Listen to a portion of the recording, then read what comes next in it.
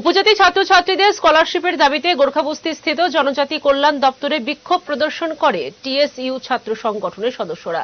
তাদের দাবি অন্যান্য জনগোষ্ঠীদের টাইপের ইতিমধ্যেই দেওয়া হয়ে গেছে, শুধুমাত্র জনজাতি ছাত্রছাত্রীদের স্কলারশিপ দেওয়া হয়নি। স্কলারশিপ প্রদান না করার ফলে ছাত্রছাত্রীরা তাদের স্কুল কলেজের ফি দিতে পারছে না। সামনেই পরীক্ষা, এই অবস্থা বিলম্বে যেন তাদের স্কলারশিপ প্রদান করা হয় সেই দাবি জানান তারা।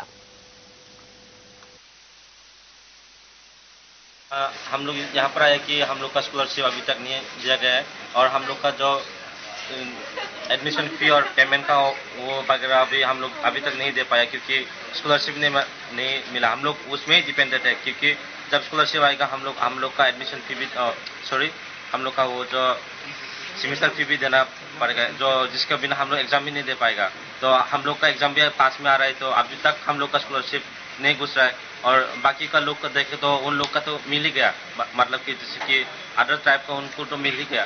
तो हम लोग को हर year every year we have to come and do protest here, so it's not possible for us that we come again and again for the students to do protest here.